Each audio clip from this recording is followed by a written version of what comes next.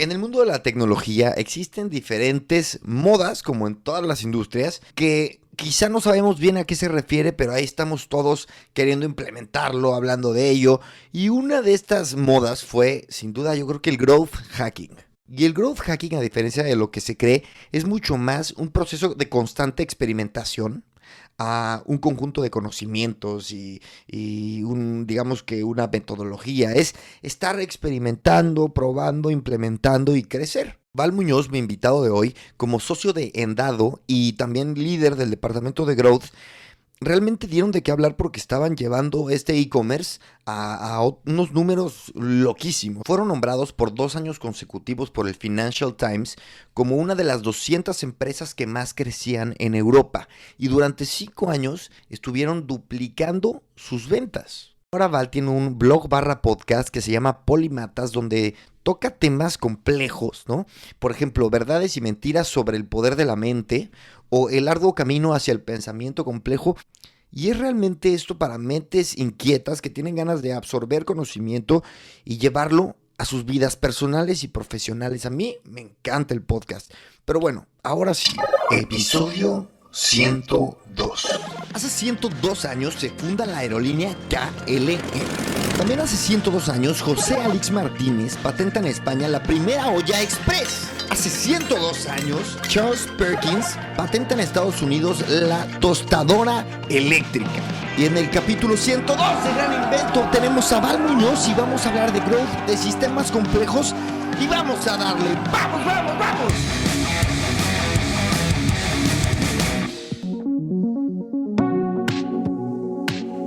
Gracias, señor, por estar aquí. Muchas gracias, Cristian, por invitarme. Oye, tenemos muchas cosas de qué hablar, de growth, de emprendimiento, de e-commerce, pero quiero que me cuentes en qué estás ahora mismo.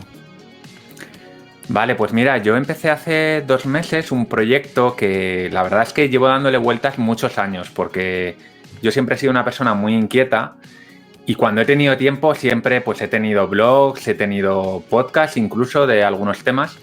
Pero después de 6-7 años con un emprendimiento que me tenía completamente ocupado, pues todos los temas sobre los que he estado leyendo durante todos estos años, que no he dejado el hábito de leer, pues me picaba la curiosidad divulgarlos, ¿no? Porque muchas veces me doy cuenta de que hay muchas cosas que la gente desconoce y a mí me causa mucha curiosidad y me apetecía contarlo.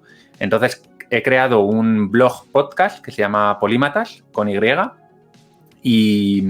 y bueno, ahí cada semana estoy contando a través de una newsletter que envío los domingos, pues cosas que creo que son principios de estos que dirigen el mundo y que son las bases de nuestro mundo. Por ponerte algún ejemplo, pues he hablado de cosas como la envidia, he hablado de los sistemas complejos, he hablado de temas relacionados como el aprendizaje, como puede ser la sobrecarga cognitiva. Ahora estoy trabajando en un artículo y capítulo para el podcast sobre Richard Feynman y el método que él utilizaba para aprender. Y bueno, al final son cosas como, para mí, como muy básicas, muy fundamentales para cualquier profesional o cualquier persona. Y en general, en habla hispana no he visto demasiado contenido de ese tipo, entonces me he animado y he empezado a crearlo. A ver, tú siendo un experto del growth, ¿no? Estando ahí tanto tiempo, sabes que hay que apuntar a un nicho y tener una audiencia bien vista, ¿no? ¿Cuál es tu audiencia ahora mismo en Polímatas? Pues mira, mi audiencia en este caso es gente como yo. Gente muy curiosa que no solo se conforma con aprender algo muy concreto, por ejemplo, de su ámbito de trabajo, por ejemplo, ¿no? Pues yo cuando he estado trabajando en Growth, pues he leído mucho sobre Growth, sobre marketing digital, sobre posicionamiento de marca. Pero esas cosas son cosas muy concretas que no tienen mucha aplicación práctica fuera de ese ámbito, ¿no? Sin embargo, cuando tú, por ejemplo, aprendes cómo funcionan las personas, ¿no? Cómo se comportan las personas, eso es algo que te sirve en cualquier ámbito de tu vida. O cuando tú aprendes cómo puedes aprender mejor, o sea, qué técnicas, qué formas puedes aprender mejor, te sirve para cualquier cosa, porque te va a servir para aprender cosas de marketing o para aprender cosas de derecho o de lo que tú quieras. Entonces, la gente que tiene esa curiosidad de un conocimiento más transversal, más 360, pues es gente como yo, muy curiosa, creo que es el nicho al que me dirijo. De todos modos, estoy todavía descubriéndolo. Incluso esta semana he enviado una newsletter, o sea, una encuesta a la gente que está suscrita a mi newsletter, precisamente para eso, para ir perfilándolo mejor el target. Pero más o menos es lo que te he contado. Cuéntame qué es ser polímata, ¿está bien dicho? Sí, polímata, es correcto. Es una palabra muy bonita que significa aprender mucho en griego. Y esto es un concepto, bueno, no sé de cuándo es el concepto, pero, por ejemplo, para que la audiencia nos entienda, el polímata por autonomasia es Leonardo da Vinci. Claro. ¿Por qué? Porque Leonardo era una persona que le interesaba la ciencia, le interesaba el arte, pintaba, dibujaba, esculpía, pero además diseñaba artefactos. Era una persona con muchas inquietudes y que relacionaba sus conocimientos de manera que le sirviesen en todos esos ámbitos, ¿no? Pero vamos, ha habido muchos en la historia, ¿no? El mismo Richard Feynman era una persona que le interesaban muchos ámbitos de la vida, no solo la física. O bueno, en nuestros días también hay algunos personajes, por ejemplo, Ernesto Castro, que es un filósofo español, muy joven, que tiene 30 o 30 y pocos. Es una persona que si le seguís veréis que habla de todos los temas que os podáis imaginar, ¿no? Y ese es un poco el polímata. Por ejemplo, no sé si conoces a Naval Ravikant. Sí. Él habla en su entrevista con Joe Rogan que la especialización es para los insectos, ¿vale? Y es algo que resuena muchísimo conmigo. O sea, siempre yo, igual que tú, he sido muy inquieto y muy de quererme meter en todo. Yo estudié arquitectura, me dedico a la tecnología, pasé por marketing.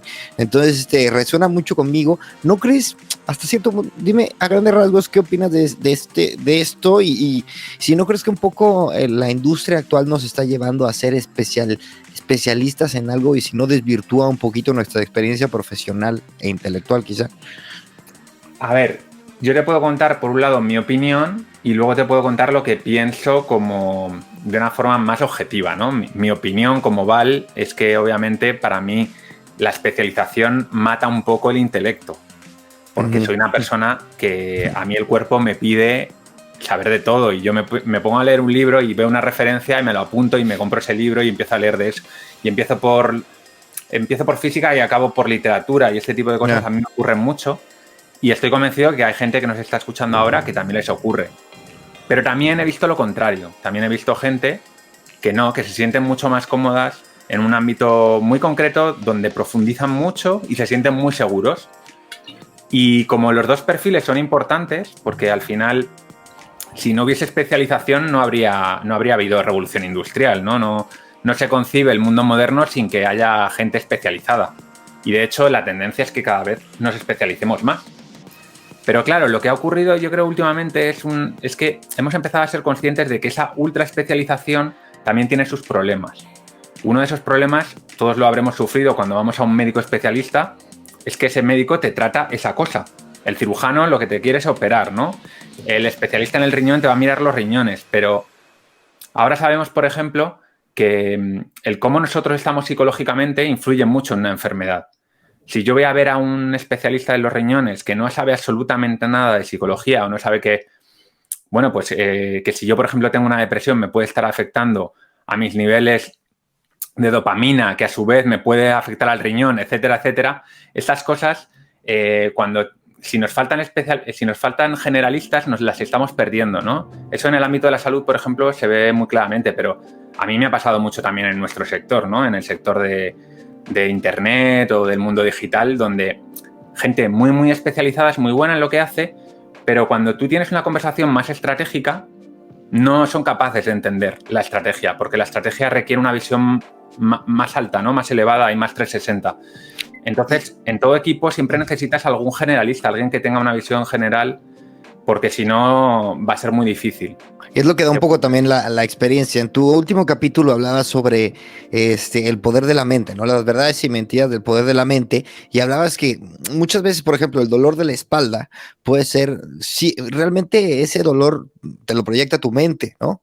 Tu mente, o sea, no necesariamente te está doliendo la espalda, ¿no? Hablando de obviamente el capítulo es bastante profundo. El punto, lo que te quiero decir es que muchas veces en una corporación y mucho cuando hablamos de datos, datos, datos, datos. El especialista en datos ve unos datos y ya, pero quizá atrás realmente el dolor no es en donde está el dato, sino que puede estar en cualquier otro lado, ¿no es así?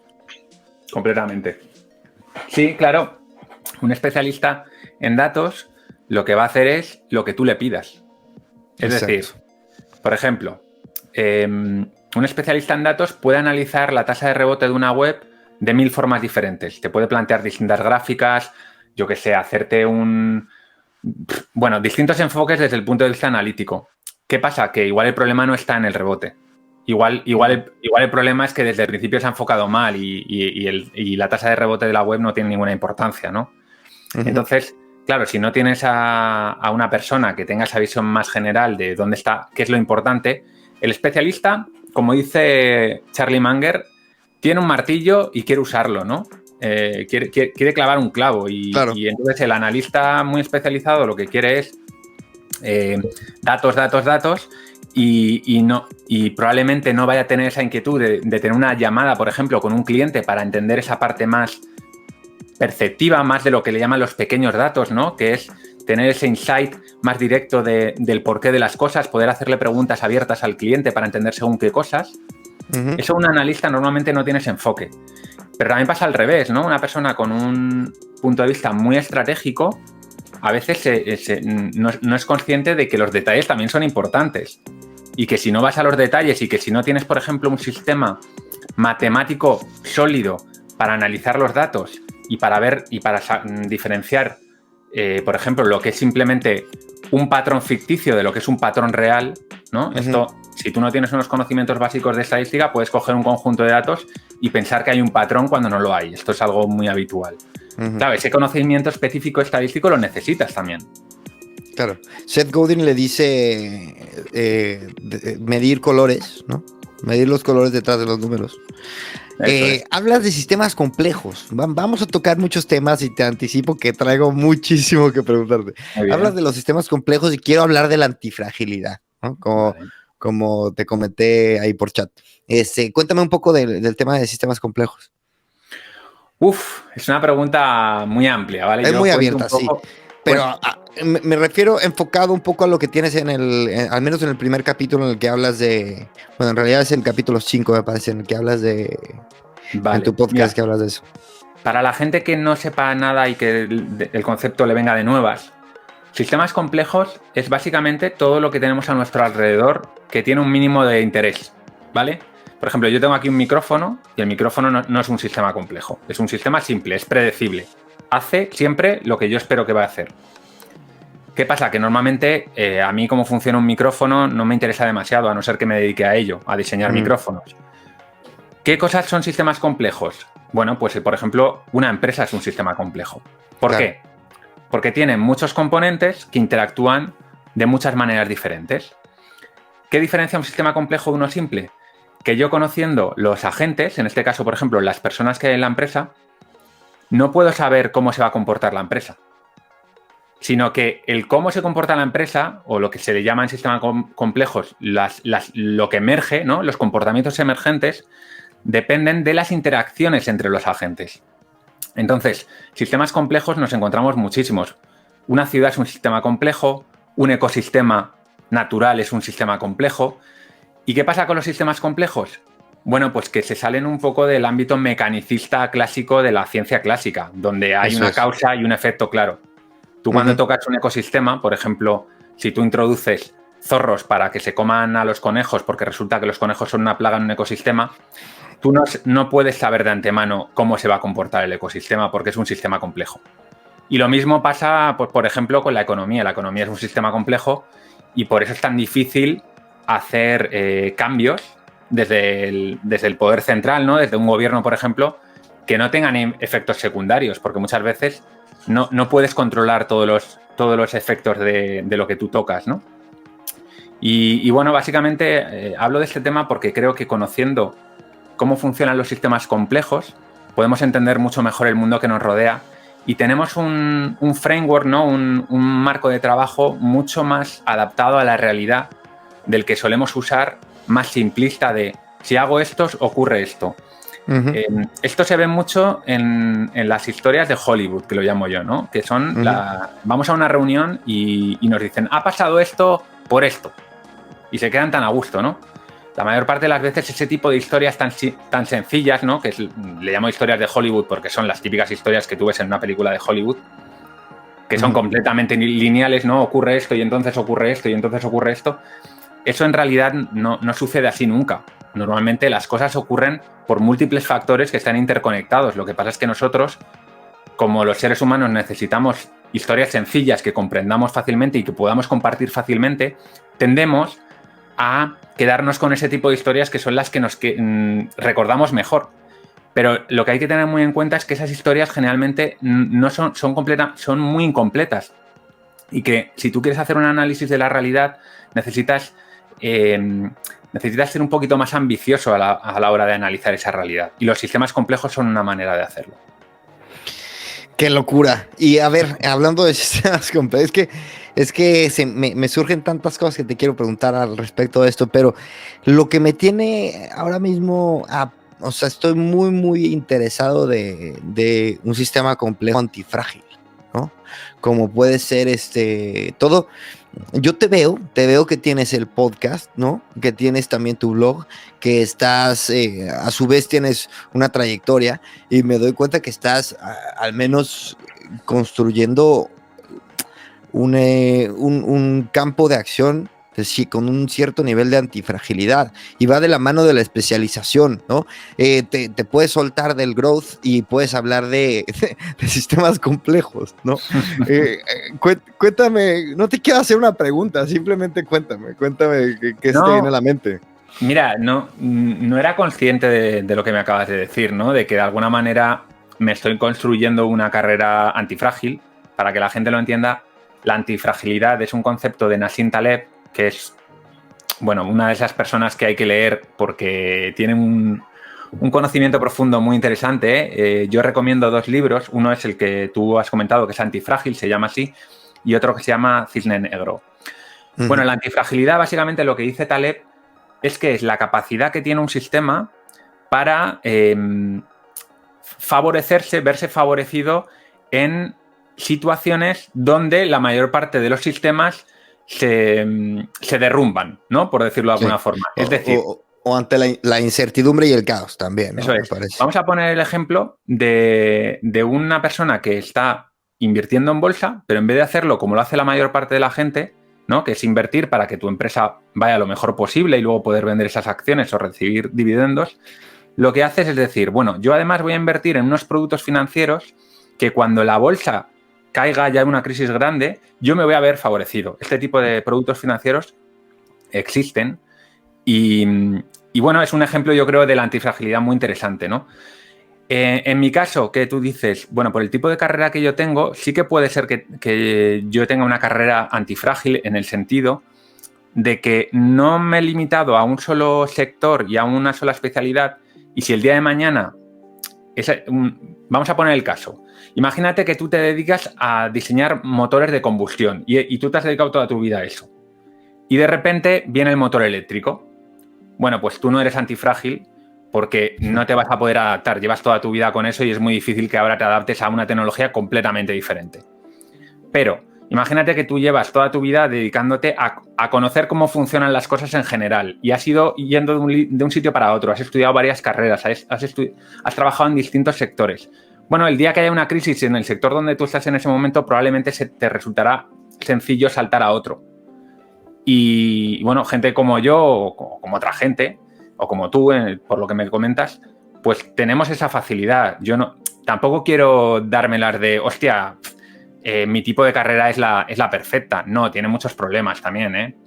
Por ejemplo, el problema que tiene esto es que cuando tú vas saltando mucho, tú igual, si lo has hecho igual que yo, te pasará, cuando vas saltando mucho de carrera en carrera o de sector en sector, tienes que volver a empezar desde cero prácticamente cuando tú cambias.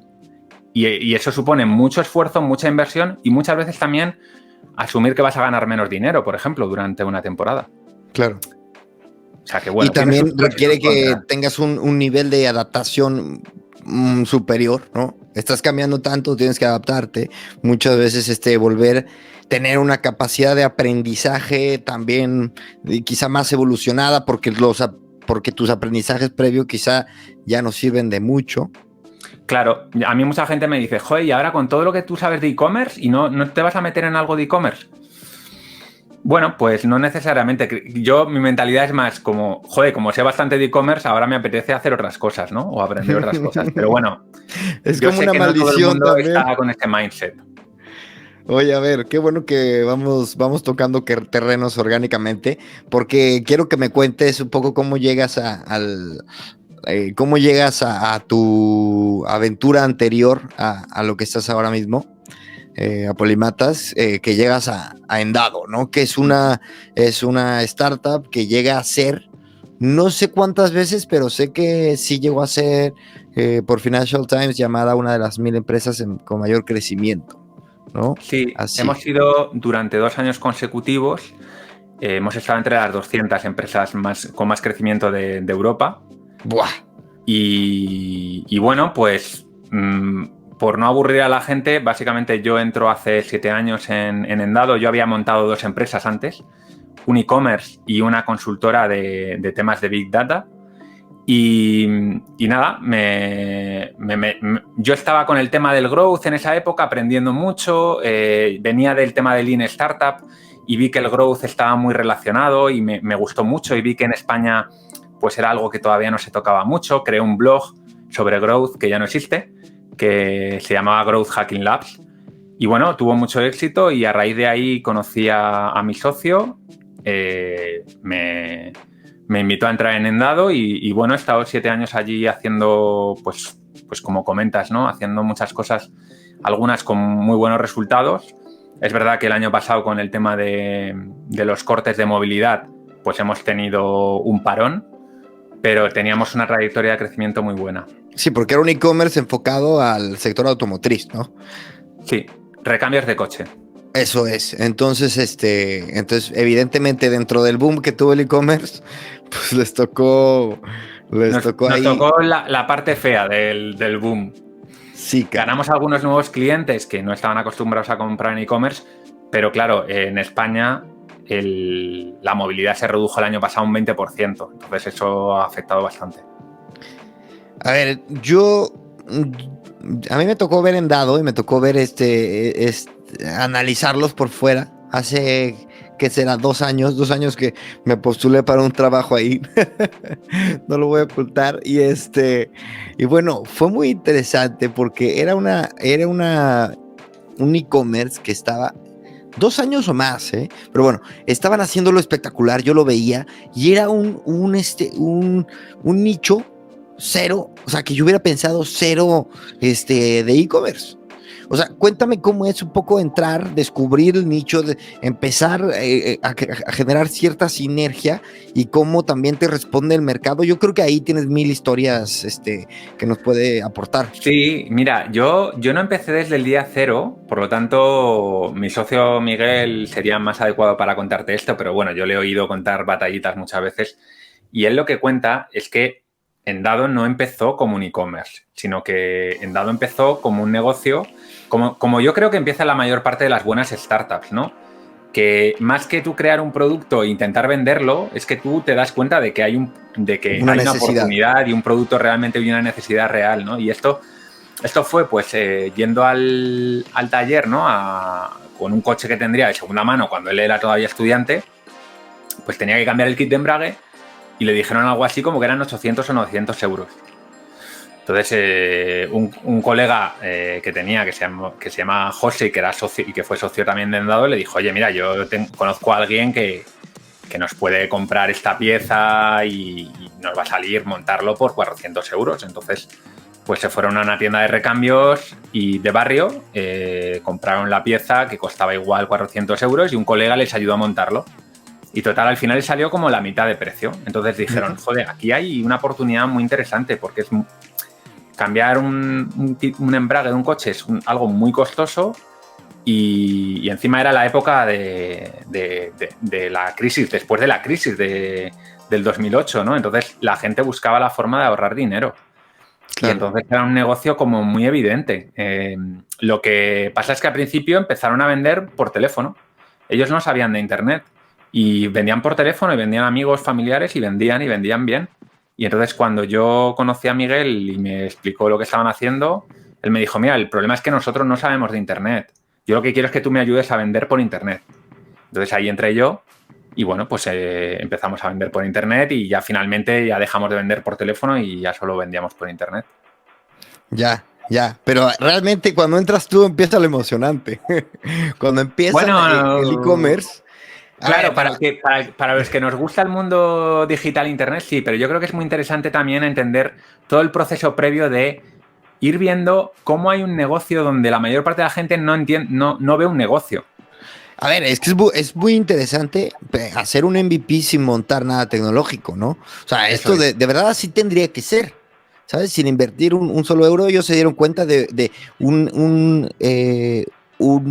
nicho que estaba deseoso de satisfacer un problema y lo identificaron. Pero entonces tú decides, empiezas ya con el e-commerce y empieza, a mí lo que me interesa, aparte en este podcast, pues esa es nuestra especialización, tecnología y negocios digitales, y yo quiero saber cómo sucede, o sea, te quiero preguntar de todo, pero cómo se da el mercado, sobre todo me interesa saber mucho la reacción del mercado, porque, insisto, me parece contraintuitivo o antiintuitivo, como se diga, que no, que es una industria que respondería bien al e-commerce. Claro, y en parte tienes razón, porque nosotros tenemos estimado que solo un 5% de la población en España hace do yourself, o sea, se cambian ellos los recambios. O sea, hablando de nichos. Es un nicho pequeño, lo que pasa es que también hay que entender que es un 5% de toda la población, es decir, en España todo el mundo tiene coche. Uh-huh.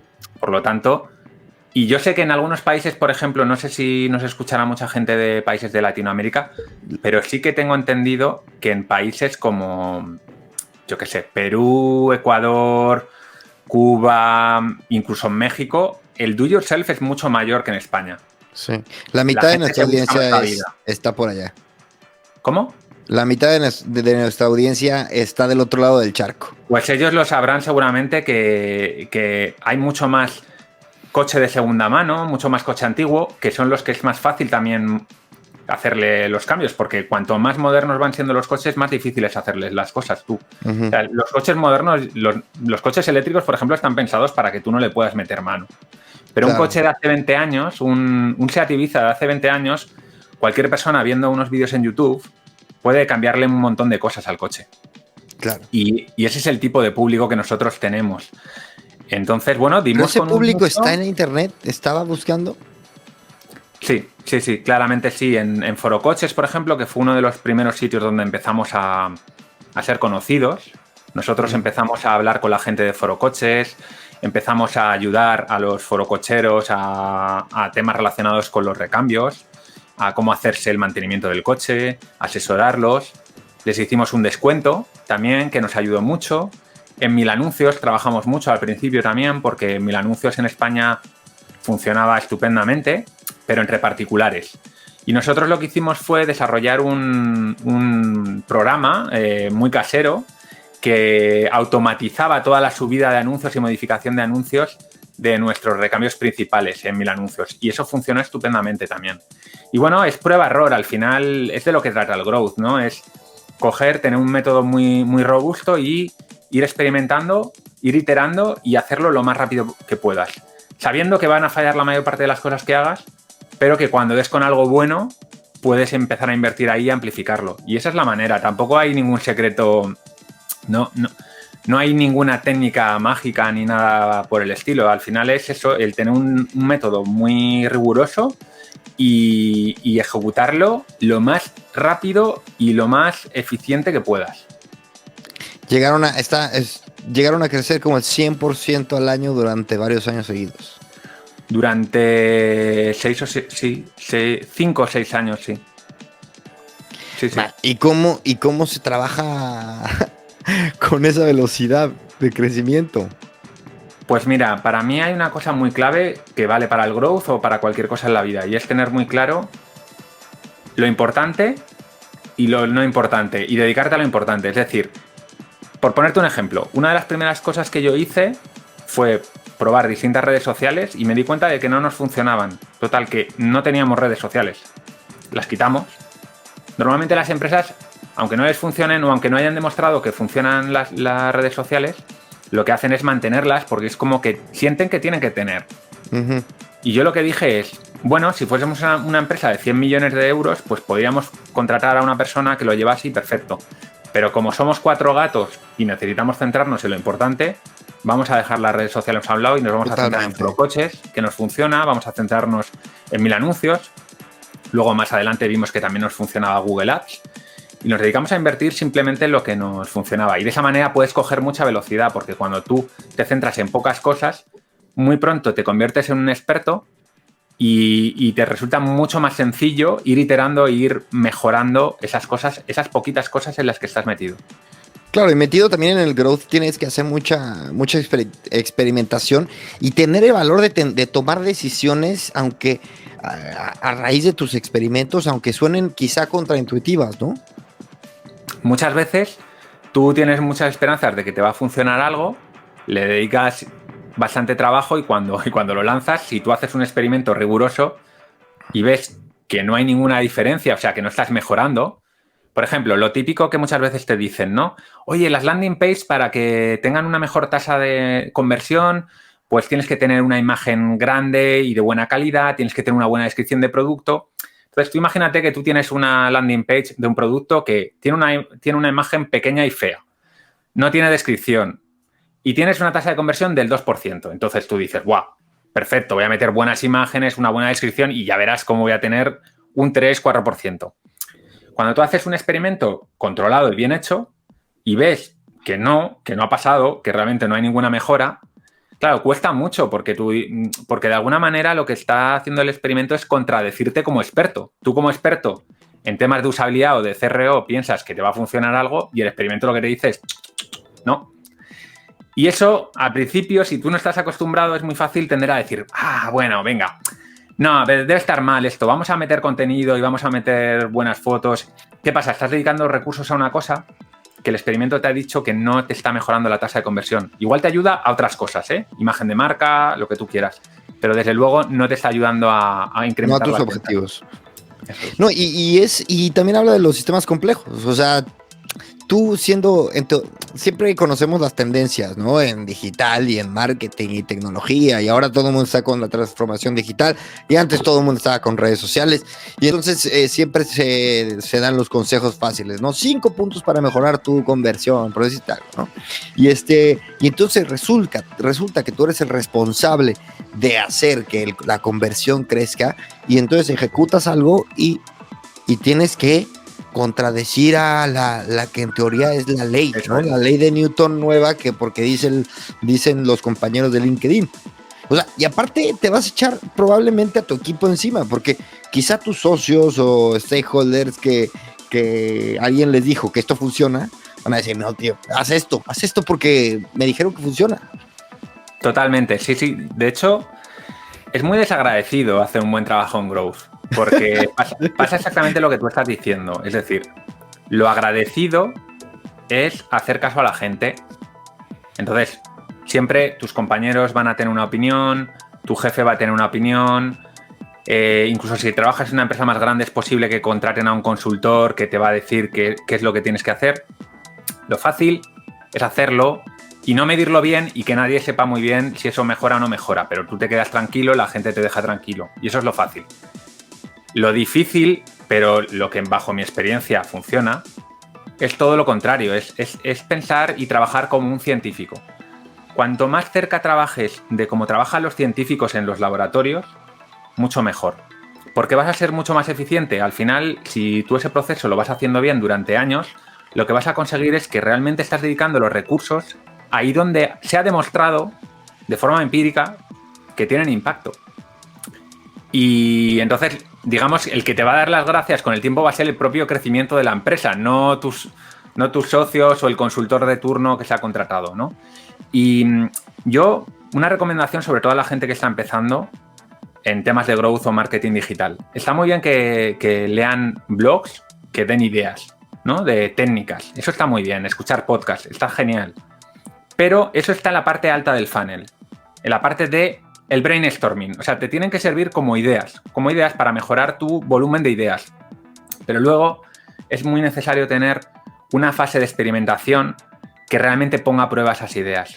Si no, nunca vamos a ser unos buenos profesionales. Tenemos que intentar acercarnos lo máximo posible a cómo se trabaja en el mundo científico. Y también recomiendo a la gente que no esté muy familiarizada con el método científico, pues que lea libros sobre el tema, que siga blogs sobre el tema y que aprenda de eso, porque realmente es el complemento necesario. La otra parte, digamos, tenemos saturación, ¿no? De ideas, de técnicas, tenemos saturación, pero la parte de cómo experimentar bien, qué conocimientos estadísticos necesito para diferenciar si un experimento ha funcionado o no, qué muestra necesito, todo este tipo de cosas no es tan habitual. Y lo que has dicho, o sea, tutoriales sobran y manuales sobran, pero en sistemas complejos los tutoriales y los manuales lineales no sirven. Igual nos dan una pista. Tocaste una palabra que eficiencia, ¿no? Y en una startup que va rápido y cuyo objetivo es cambiar rápido, probar, cambiar, tienes que dejarte de muchas cosas, ¿no? O sea, olvidarte de muchas cosas y tener un equipo muy enfocado, ¿no? ¿Cómo diriges un producto eficiente, ágil, que responde rápido? Yo sé que es otra vez una pregunta muy, muy amplia, pero déjate ir por donde sientas que mejor encaja. Entramos ahora en la parte de producto. Entramos a producto, sí, me encantaría entrar por el producto. Vale. Bueno, pues yo ahí lo que diría es que igual que el growth hacking para mí es la metodología que ayuda, ¿no?, a tener esa mentalidad científica dentro del marketing o del crecimiento, las metodologías Agile es el equivalente, ¿no?, en desarrollo de producto. Uh-huh. Al final es el mismo. A mí me gusta, ¿no?, como lo que hago en Polímatas, que es extraer los principios básicos de las cosas. ¿Por qué? Porque un principio básico te sirve para muchas cosas. ¿Cuál es el principio básico que tienen en común el growth hacking y las metodologías Agile? La prueba y el error. Y la iteración. Entonces, lo mismo con Lean Startup. Lean Startup es una metodología para descubrir qué producto o qué servicio necesitan mis clientes. Bueno, pues cuando tú ya sabes qué producto necesitan, ahí están metodologías, por ejemplo, como Scrum, que es la más conocida, sí, que te sirve para ir afinando ese producto de forma iterativa e irlo testeando contra el mundo real, que puede ser un stakeholder, puede ser un cliente o quien sea. Pero no dar por hecho que el diseño inicial que teníamos en mente es el adecuado, sino que yo voy testeando distintas funcionalidades y voy viendo si realmente eso es lo que quiere o no quiere el cliente y lo voy probando. Y para eso hay muchas herramientas, ¿no? Se pueden hacer test A/B. Yo siempre he trabajado con test A/B. Es verdad que los test A/B cuando estás empezando no te sirven porque necesitas un volumen importante de visitas a una web. Por ejemplo, si tú tienes un SaaS y entran al SaaS 10 personas al día, tú no puedes hacer un test A/B de 2 landing pages porque vas a tardar una eternidad. Claro. Entonces, al principio, tú tienes que trabajar de una manera menos rigurosa. Pero cuando empiezas a tener volumen, ya empiezas a tener 500 visitas diarias, 1000 visitas diarias, ahí, pues lo mismo, no dar por supuesto que esta funcionalidad o esta página es la que funciona, sino que hacer test A/B con herramientas como Google Optimize y que sean los resultados quien te dicten por dónde tienes que ir. Eso no es un sustituto, por supuesto, de que tú tengas a buenos diseñadores de producto, creativos y que intenten anticiparse a lo que el cliente necesita. Pero es lo mismo, esa es la parte alta del funnel. Luego, en la parte baja, tú tienes que probar si eso realmente es eso. Y ayúdame a entender cómo pasa de quizá lo que te arrojan los datos, los analytics o las pruebas y tal, al producto. Y hay hay algún diálogo, cómo entra a un backlog, o sea, ¿por qué personas y roles pasa una hipótesis para convertirse en producto? Vale, a ver, no sé si te voy a responder a lo que me estás preguntando exactamente, pero voy a intentar poner un ejemplo de cómo yo trabajaba cuando estaba más metido en temas de producto. Lo primero que hay que hacer es recibir insights, ¿no? O sea, tener los ojos bien abiertos. Los insights pueden venir por encuestas de clientes, conversaciones con clientes, test de usabilidad. Pueden venir de una manera más cuantitativa, pues yo me meto en Analytics, voy mirando y como experto en analítica yo veo cosas que me cuentan historias, ¿no? Pero son hipótesis. Yo a partir de ahí desarrollo una hipótesis. La hipótesis puede ser que, ostras, necesitamos a este producto añadirle la funcionalidad X. Perfecto. Vale, lo siguiente es, vale, ¿cómo voy a ver yo si realmente esa funcionalidad X es la que da el resultado esperado? Cumple con la hipótesis, ¿no? Entonces, para eso yo normalmente lo que hago es definir una métrica que mide el éxito de esa funcionalidad. Por ejemplo, puede ser una métrica que sea la aceptación de los clientes. Si esa nueva funcionalidad tiene una aceptación de más del 80%, podemos dar por buena la funcionalidad. Bueno, pues entonces yo cojo, hago un prototipo, o hago un producto mínimo viable y con lo mínimo que pueda lo lanzo. Lo lanzo y empiezo a medir esa aceptación de los clientes.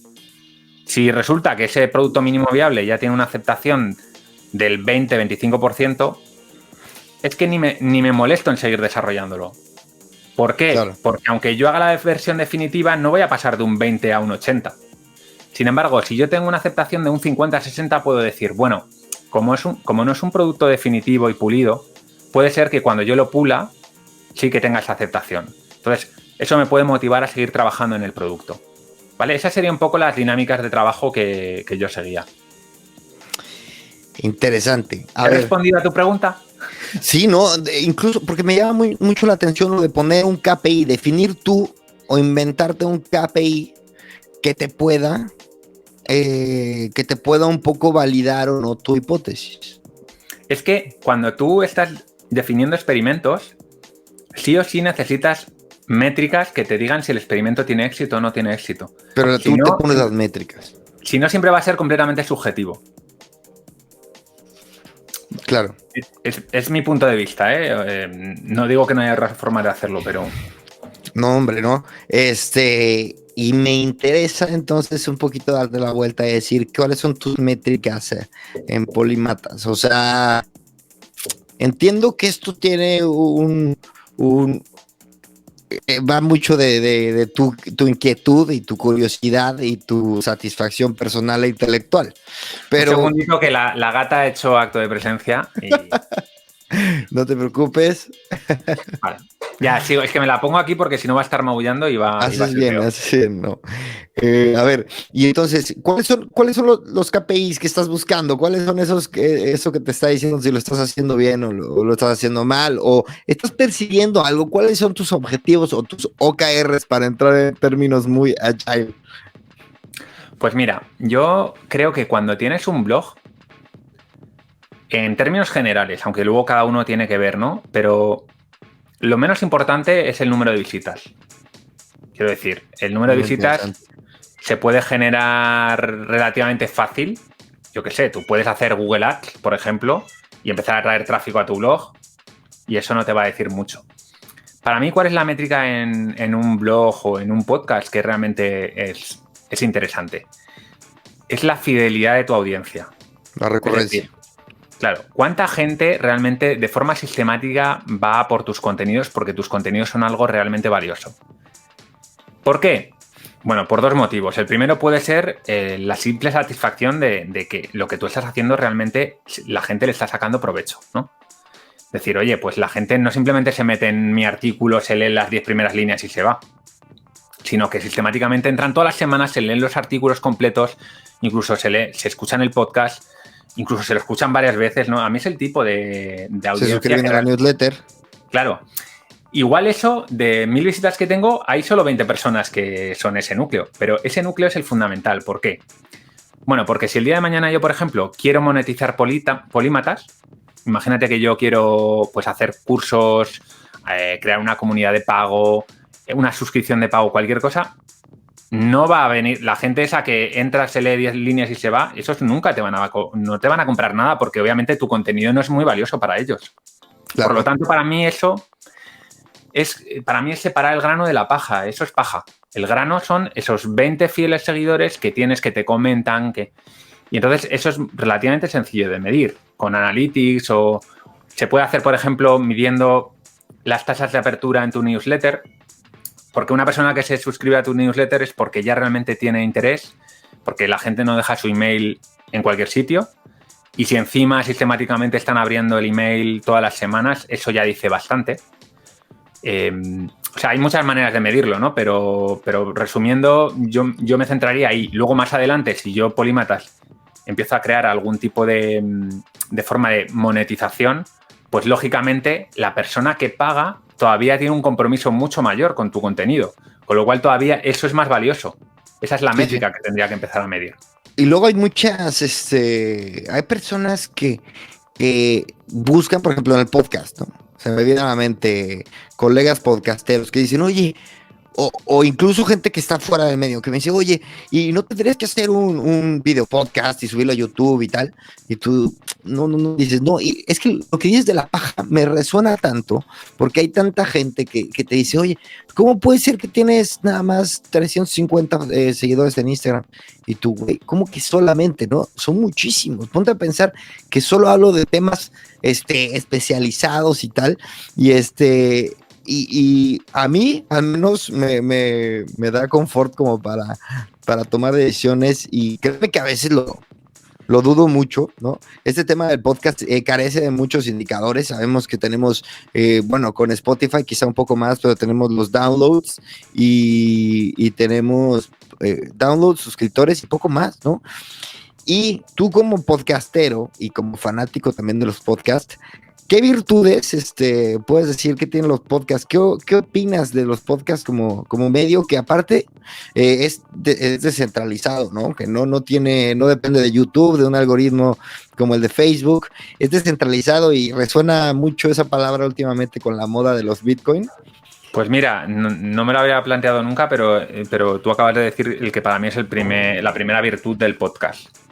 Que YouTube tiene una cosa muy buena, pero que también puede ser muy mala. Esto lo comentaba yo en una entrevista que me hicieron hace un par de semanas, ¿no? Guillermo. Y hablamos del tema de YouTube y del algoritmo, ¿no? Y de cómo cada vez la tendencia de YouTube es más a que tú consumas los contenidos que te dice YouTube y no los que tú has elegido. Uh-huh. Esto con los podcasts no ocurre, al menos no todavía. Ya el día de mañana igual acabará viendo un YouTube de los podcasts, pero tú ahora mismo, oye, te metes en tu plataforma favorita, buscas, navegas y vas suscribiéndote y tú escuchas realmente a lo que te has suscrito. Me parece que es un medio, en ese sentido, mucho más elegido por la persona y menos dado a lo que produce tanto YouTube como Instagram, ¿no? Yo no soy usuario de Instagram, pero por lo que veo, que es que al final tú de forma compulsiva consumes contenidos, pero muchas veces ya no los estás eligiendo tú, sino que de alguna forma es tu propio sistema de dopamina el que te está generando eso, ¿no? Sí, claro, o sea, están atacando directamente a tus instintos humanos, ¿no? Eso es. O sea, cosas que te hagan, que te hagan enojar o cosas que despierten tus ojos, me refiero a las mujeres en poca ropa, pues eso evidentemente te va a enganchar, pero claro, el podcast es este lugar donde quizá los nichos todavía nos podemos dar el lujo de subsistir sin tanto ruido, ¿no? Totalmente, porque es como una lección más medida, más premeditada. Te requiere también estar un tiempo pues prestando atención. Obviamente yo sé que mucha gente escucha los podcasts haciendo otras cosas, pero mucha gente escucha los podcasts en el coche, corriendo, y realmente sí que están consumiendo ese contenido de una manera más consciente, por decirlo de alguna forma. Y a mí es un tipo de medio que me encanta. También me gusta mucho YouTube, pero el podcast es un medio que me gusta mucho y me gusta que esté como de alguna manera aguantando el tirón, ¿no? Porque tiene una amenaza, creo yo, que es Spotify. Spotify lo tiene claro, ¿no? Que quiere algoritmizar este maravilloso medio tan rústico que es el podcast. Pero bueno, un poco volviendo al tema anterior de Polímatas, cuéntame cuál es la visión. ¿Tienes algún objetivo? Sé que has estado muy metido en educación, pero ¿tienes visto algo o simplemente estás disfrutando el camino? Sí que tengo una visión. No tengo ni prisa, ni sé si finalmente será lo que voy a hacer, pero desde luego, para mí, la visión de Polímatas es de formación. O sea, Polímatas no es tanto un blog o un podcast de entretenimiento. Yo creo que eso hay muchísimo, ya, hay mucho en internet y realmente puedes disfrutar un buen rato con muchísimos podcasts y blogs. Tiene un objetivo que va un poco más por la vía de la formación. Es decir, es enseñar una serie de herramientas, de principios a la gente, ponérselo, digamos, asequible, ¿no? Muchas veces son cosas que, a no ser que te leas un libro que es un tocho, no vas a poder acceder a ese tipo de conocimiento. Y ponérselo no fácil, porque mis artículos y mis podcasts tampoco son fáciles, no están masticados, pero sí un poquito más fácil para que cualquier persona pueda reflexionar sobre cosas importantes de la vida y que le sea práctico, o sea, conocimiento práctico. Yo siempre tengo una obsesión como profesor, yo he sido profesor bastantes años y mi obsesión siempre es que el alumno se vaya con algo que le sirva, porque muchas veces mi sensación es que cuando das una formación, muchas veces la gente va, te escucha, pero luego no aprovecha eso que le has contado. Y para mí es una obsesión, ¿no? Y, por ejemplo, yo lo que hago en Polímatas tengo una sección siempre al final que es ponlo en práctica. Y es, oye, te he contado todo esto, pero realmente leer esto no te va a servir de nada si tú durante la semana no le dedicas 10 minutos a pensar sobre este tema o escribes, hacer algún tipo de ejercicio práctico, algo que realmente te haga que incorpores esa información a tu vida, ¿no? Una y esa es reflexión. mi visión, es extender eso al máximo número de gente y bueno, y ir profundizando en canal. Por ejemplo, ir profundizando cómo puedo hacerlo. Pues haciendo cursos. Yo ahora mismo, un blog está muy bien porque te dan píldoras de cosas, ¿no? Pero si tú, por ejemplo, quieres ser un buen pensador crítico, leyendo un artículo, escuchando un podcast, por muy bueno que sea y por muy profundo, no vas a aprender. Entonces, para mí también hace falta ese tipo de formación. Oye, ¿cómo puedo ser un pensador crítico? ¿Cómo puedo profundizar? ¿Cómo puedo pensar de forma profunda sobre un tema? Esto que es algo tan escaso a día de hoy, en el que la gente va con prisas siempre y en el mundo profesional también. Y la gente simplemente se dedica a hacer cosas y muchas veces las hace mal porque no ha reflexionado, porque no tiene un sistema de pensamiento adecuado. Bueno, este tipo de cosas me encantaría poder llevárselas a la gente y que realmente haya más gente por ahí haciendo un buen trabajo, ¿no? Tanto en su vida profesional como en su vida personal. Y yo creo también que la cultura LinkedIn, en la que todo tiene que ser útil, ¿no? Ejecutable rápido, accionable. Agarra esto y llévalo al trabajo. Muchas veces la forma de obtener mejores respuestas es alejarte 3 metros de tu industria, leerte algo que no tenga nada que ver, ¿no? De fútbol o de estrategia de lo que sea. Y entonces luego salir a caminar y de repente empezar a conectar los puntos. Yo creo que esta curiosidad por el afán de curiosear se ha descuidado y creo que precisamente es a eso que estás atacando, ¿no? A la gente curiosa, nada más, porque sí, evidentemente con ganas de satisfacer esa curiosidad y bueno, de ejecutarlo en la vida, no necesariamente profesional, pero... Yo hago mucho hincapié en eso porque para mí, yo no tengo no quiero crear un proyecto que sea solo para profesionales. Yo quiero crear un proyecto para personas. Y creo que el tipo de contenido que yo hago te puede servir tanto en tu vida personal como en tu vida profesional. Al respecto de lo que dices de dar un paso atrás, creo que has tocado un tema muy importante. Y no sé si la gente es consciente de que hay una parte del cerebro, hay, digamos, un sistema en el cerebro que se llama el sistema por defecto, que solo se activa cuando no estamos haciendo nada, ¿vale? Este sistema es el que nos hace, por ejemplo, soñar despiertos o simplemente pensar en nuestras cosas cuando estamos un día, por casualidad, no tenemos el móvil a mano, no tenemos nada a mano y de repente pues estamos simplemente pensando en nuestras cosas. Bueno, pues esto se ha demostrado que es la parte del cerebro que es responsable de la creatividad. Es decir, no puede haber creatividad si tú al cerebro no le das un respiro. Si tú le estás metiendo constantemente información y estímulos, no hay creatividad. No. Entonces, ¿por qué cuando estás un día en la ducha de repente te viene una idea o cuando te acabas de levantar? Precisamente por eso. Me pasa corriendo. El sistema por defecto está en ese momento funcionando y es el que nos ayuda a ser creativos. Por lo tanto, por supuesto, o sea, hacen falta las dos cosas. Meterle, digamos, contenido al cerebro, pero luego dejar al cerebro reposar para que pueda conectar puntos. Señor, tenemos que respetar el horario, si no nos podemos echar aquí varios días. Pero despídenos con un mensaje, algo que nos quieras decir a la audiencia de Gran Invento. Bueno, pues yo les invitaría que si les ha interesado los temas que hemos hablado hoy tú y yo, pues que se pasen por polímatas.com, polímatas con Y, y que se echen un ojo. Si les gusta escuchar, pues que se metan en el podcast. Que les gusta más leer, pues que se metan en el blog. Para eso he preparado. Y sobre todo que se suscriban a la newsletter, porque en la newsletter siempre comparto pildoritas que no están en ningún sitio y que creo que merecen la pena. Y que cualquier cosa, pues que estoy a su disposición. En la web hay un sitio para contactar, pues proponerme temas. Hay que aprovechar ahora que estoy empezando el proyecto y que todavía no tengo mucho ruido. Y bueno, pues que si les gusta, pues que se pongan en contacto conmigo. Eso es. Bueno, pues no me cuelgues, Val, pero sí me despido y nos vemos en otro episodio de Gran Invento. Adiós.